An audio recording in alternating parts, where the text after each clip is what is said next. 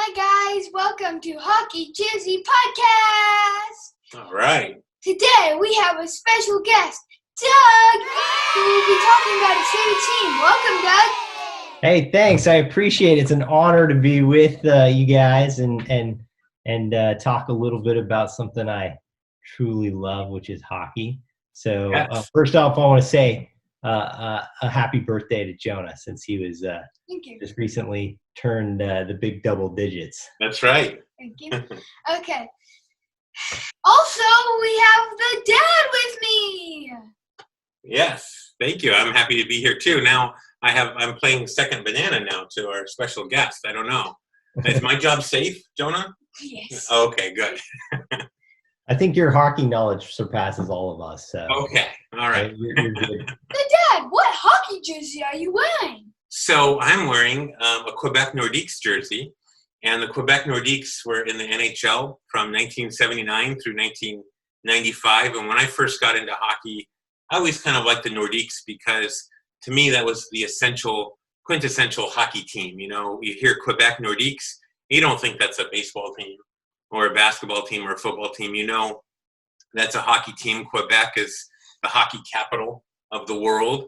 And Quebec has had two teams at the time, the Montreal Canadiens and the Quebec Nordiques. And Quebec City was a neat city. And I always liked the jersey, the fleur-de-lis, modeled after the French Canadian, the Quebec flag.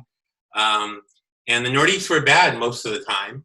And then they finally got good, and they got Joe Sakic, and they got some other players. And just when they were getting good, they moved to Colorado, and they became the Colorado Avalanche. So that was for the 1995-96 season. So I was very sad when the Nordiques moved to Colorado.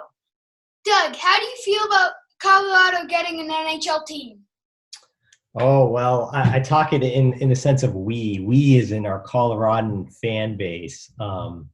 We're super excited to have an NHL team again.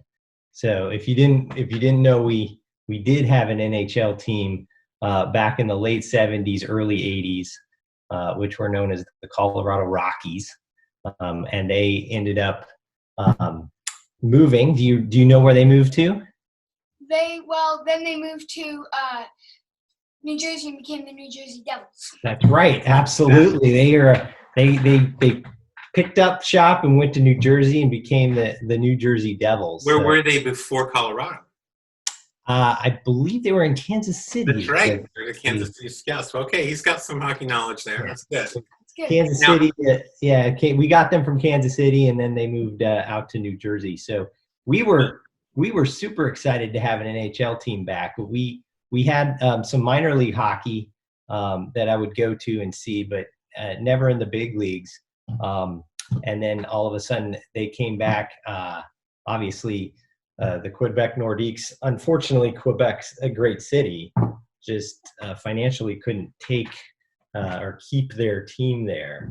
So they ended up making a bid. The guy who owns the Denver Nuggets decided to buy the team and bring him out, and then became the Colorado Avalanche. So. And then, they were a really good team, because a lot of times when a new city gets a new team, it's usually an expansion team, or it's a team that struggled at whatever their previous location was. And so usually the new team coming to a new city is not a good team, but that was different for Colorado. Right. Yeah. We lucked out. It was kind of like winning the lottery in hockey. Essentially, like your dad said there, the Quebec Nordiques weren't doing real great there for a while. So they ended up getting a couple of top draft picks. One of those draft picks, Eric Lindros, who ended up being a Philadelphia Flyer eventually, what helped us kind of build our team in terms of draft picks. He held out, didn't want to play for the Nordiques, and ended up sitting out for the season.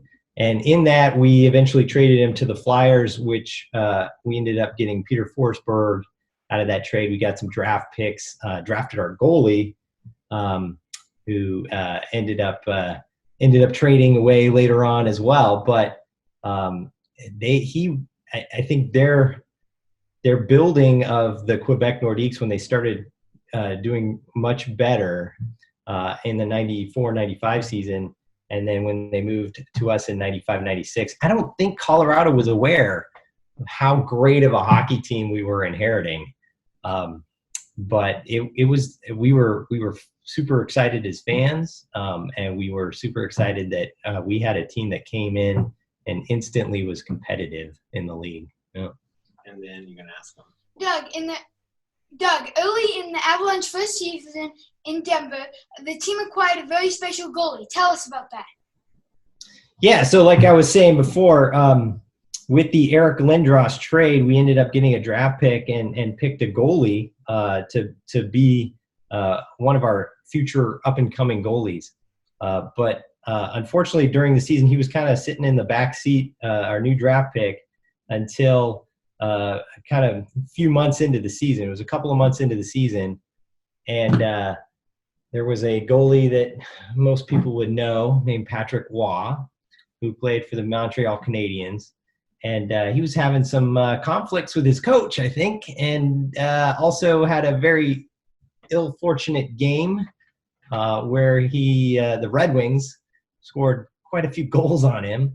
Wasn't happy there. And so we ended up trading our goalie, our new draft pick goalie, over to Thibault, over to the Montreal Canadiens, and acquired Patrick Waugh, Hall of Fame goalie. So now at that time, he was a two-time Stanley Cup champion. Right. He's already got 2 cups, very seasoned veteran goalie, coming over to a team that's already stockpiled with talent. And an interesting fact, right? His first game with the Avalanche, he allowed 5 goals, and was not exactly what was expected. I think it was the Edmonton Oilers who scored 5 goals against him in his first game. So he was a little rough on his start, but he ended up coming over and being worthwhile and helping us win our first cup in the first season. Well, what's interesting about Patrick Waugh as well is that he is French Canadian. He's from the province of Quebec, and he had won 2 cups with the most famous hockey team in NHL history, the Montreal Canadiens. And if the Colorado Avalanche franchise were still in Quebec, he would have signed with the provincial rivals. But as it turned out, he was in Colorado. The crosstown rivals. That's right. or cross-province rivals, I guess. Right. And so when the Avalanche acquired Patrick Waugh, what were you thinking at that point? I mean, they were already a good team, and now all of a sudden they've got this, at that time, a 2-time Stanley Cup champion. I think everyone knew by then that Patrick Waugh was going to go to the Hall of Fame, even though he still had many years left. Right. Like he was, again, a veteran goaltender that we're getting a future Hall of Famer. I think everything was just rolling for Colorado. I mean, we inherited a team that had a powerful offense, a solid defense with, again, Adam Foote was one of our defensive men that came out of the Eric Lindros trade as well.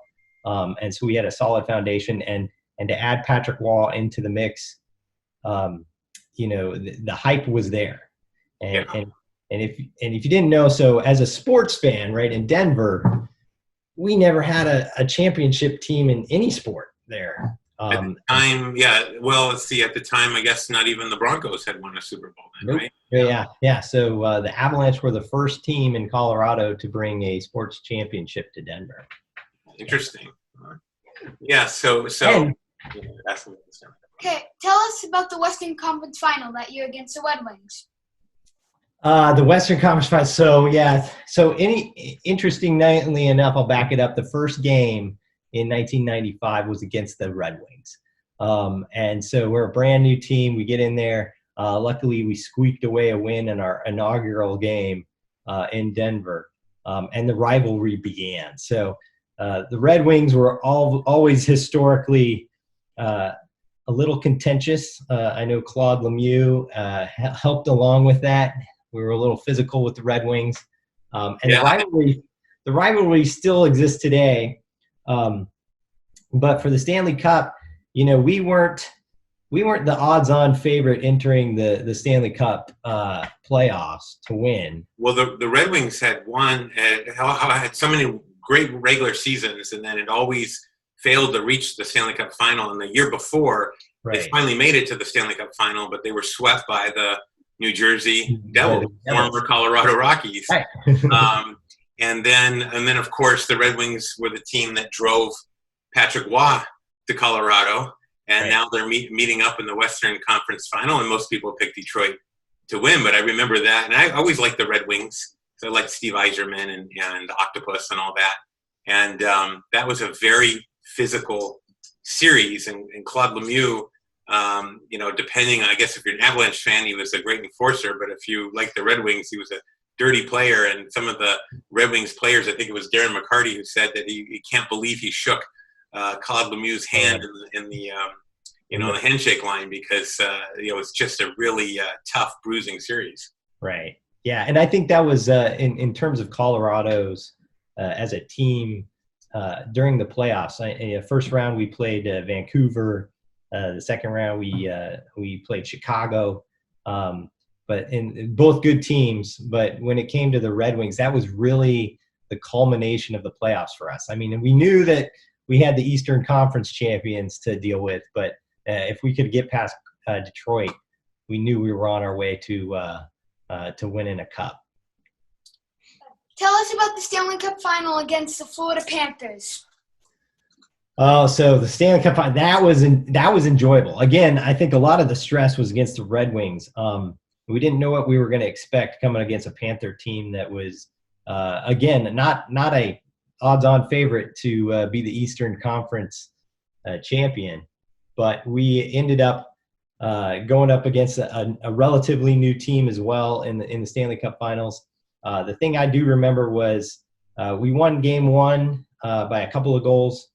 Game 2, we blew them out. We scored 8 goals in Game 2, and going into Miami with a 2-0 lead really put us in a good spot. And then Game 3 was a tester. We were down to the Florida Panthers a little bit early, and we had to battle back to win Game 3. But once we won Game 3, I will always remember Game 4. Wasn't that a triple overtime? It was a triple overtime. That's right. Was it Uwe Krupp scored? Yeah, it was a 1-0 goal. 1-0 triple overtime. Late third overtime, and it was effectively late. Yeah, that's right. Very late in the third overtime. Yeah, it was like a length of a second double game. game. Yeah. So it was pretty crazy, and I remember it went late into the night. But again, this was before, Jonah, your time where you can actually record things and watch them later. You had to watch it live, and so we were standing up live, waiting for something to happen. But I remember watching Uwe Krupp shot go in the net, and we just went crazy. It was just a party. And that was the year that Florida Panthers, I think, were only in their maybe third year of existence at that time. That's right. Their third year. And they had a goalie from one of the top goalies from the Rangers that they got in the expansion draft, John Van Biesbroek. Yeah, and that year, a player by the name of Scott Mellenby, who wasn't a great goal scorer, but in the locker room before a game, he saw a rat, and he took his stick and he killed the rat with his stick. He shot it like a hockey puck. And then later in that game, he scored 2 goals using that stick. And so this became this good luck charm. Suddenly, all these Florida Panthers fans would throw these plastic rats on the ice, kind of like the Red Wings with the octopus, only they would throw hundreds of them. They would start raining down. And I remember Van Biesbroek would always have to take cover under the goal. Right. And that was a feature of that 96 Cup final. Even though it was a sweep by Colorado, there were certainly goals scored by Florida, and lots of rats were raining right. down. Yeah, and I remember when they went to Florida, the ice was covered in black dots. Just covered. I mean, the ice just looked black. It was just amazing. And the NHL then started cracking down on throwing things on the ice, and now the only thing you're allowed to throw on the ice is a hat for a hat trick. Although they'll still do the octopus in Detroit on occasion if they can sneak it in. Right. But, and I got some souvenirs, right? So here was one of the souvenirs from that series. And as you can see on here, we've got a hockey stick with a rat on it. And the Avalanche theme was bury them. So that was pretty fun. Yeah,